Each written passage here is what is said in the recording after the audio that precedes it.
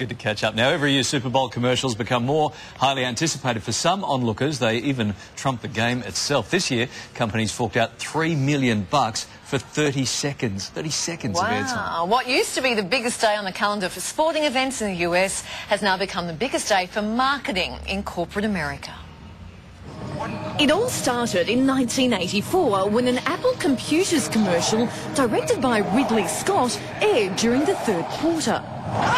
We shall prevail. Fast forward 27 years, and while technology may have changed a little, it's now the ads that are the stars of Super Bowl.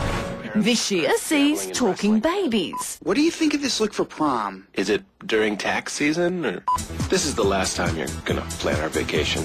And a who's who of A-list stars taking part. Has anyone seen my silver Mercedes? Anyone? There is the token Kardashian, apparently selling sneakers. And pop star of the moment, Justin Bieber, teaming up with an old-school rocker, Ozzy Osbourne.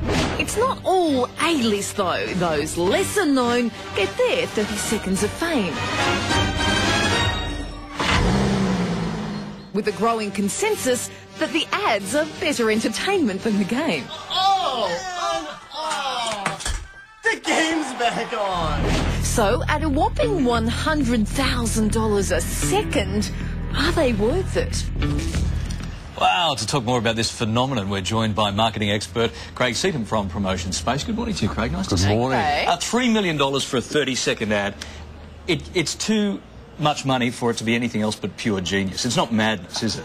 Look, it's a crazy mix of both. Remember that advertisers are looking for an audience, and this is the single most watched TV event in the US. You're talking about 90 million people watching.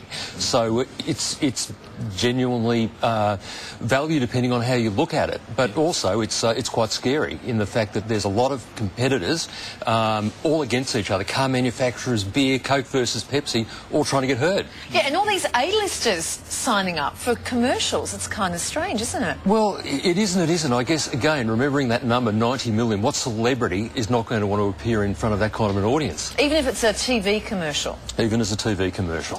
What role has the internet and all the social media played in this space? Really, really big, because what happens is that a lot of these commercials in their entirety are leaked quite a period before it actually goes to air. Sometimes it's actually a teaser, sometimes it's a full cinema-sized 2-minute ad, but the whole idea, of course, if it gets tweeted, Facebook, YouTube, it's going to be shared, it's going to be commented on, and it's a great sounding board. Okay.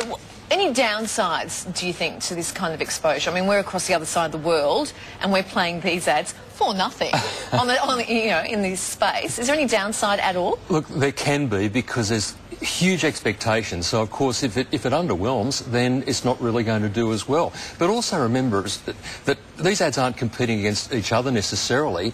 There's people watching TV, live sporting events, drinking beer, eating food. They're also competing with the refrigerator and the toilet during the ad breaks. True. Any duds this year? Look, there's not so much duds.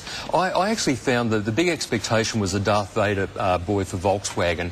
Which that was cute. It was kind of cute, but that's really about it. There's a few laughs in Doritos, Pepsi Max. There's an amazing film effect with Kia. But on the whole, I was kind of underwhelmed. I wasn't super bowled over. Do the good people at Doritos and Kia know how many ad spots they could get on the morning show for $3 million? Do they have any idea? Well, maybe it's time to start talking to them. I reckon it is, Craig. Good to see you, mate. You too. When we get 90 million people watching the morning show, then they can talk to us. Well, that's what we tell our advertisers we do. Ahead while you're on the show.